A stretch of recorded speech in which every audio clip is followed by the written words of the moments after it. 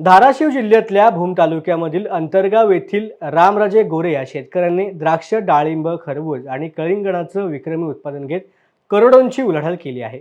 या शेतकऱ्यांनी गेल्या काही वर्षांपासून कमी पाणी आणि बदलत्या वातावरणाशी लढा देत प्रगतशील शेतकरी बनण्याचं कार्य केले।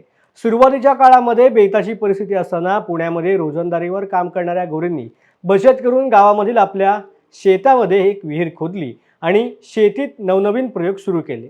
सध्या त्यांच्याकडे 1.5 एकरचे शेततळे, 3 विहिरी, 9 एकर द्राक्ष, 3 एकर डाळिंब, 9 एकर खरबूज आहे।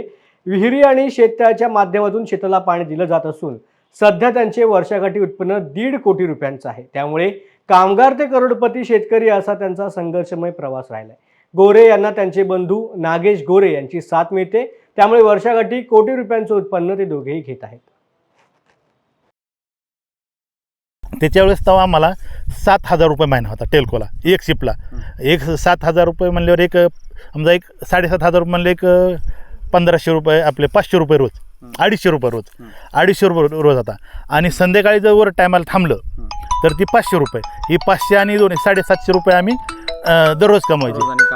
हां, त्यावेळेस शेतीची सुरुवात कशी झाली? हां, मग ते शेती करीत असताना तिथं आम्ही महिन्याला 15,000 ते 16,000 कमवायचो। ज्यावेळेस गाड्याला 20 रुपये, बायला 10 हजेरी होती, तेव्हा तिथं 16,000 रुपये महिना कमवायचो।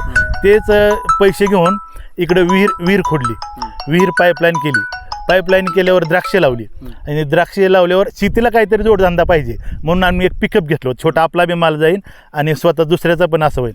पण ते पिकअप घेतलं, पिकअप 3 वर्ष चालवलं, आणि पिकअपचं पुन्हा त्यात माल बसताना, आमचा बी माल बसताना जास्त हेलपाटे घालायला लागले म्हणून टेम्पो घेतला।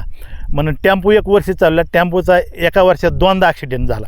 मग ते पूर्ण आम्ही वाहनांचाच पूर्ण सोडून दिला, आणि ते केल्यावर पुन्हा हे कलिंगड लावलं होतं। कलिंगड एक कोणत्या जातीत होतं, सिजंटा कंपनीत होतं, शुगर किंग होतं। शुगर किंग कलिंगड लावतं, किरण म्हणून नावाचं होतं। तर ते त्याच्यात आम्हाला ते लावल्यानंतर पहिल्यांदाच लावलं, आणि त्यात अशी गोडी होती जवळ ते 22 रुपये निघलं।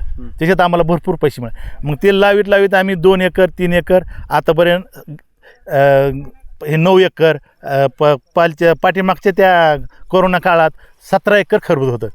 17 एकर खरबूज असताना कोरोनात जरा थोडी अडचण झाली आमची, पण खर्च निघून आम्हाला 10-5 रुपये असे मिळाले त्यात।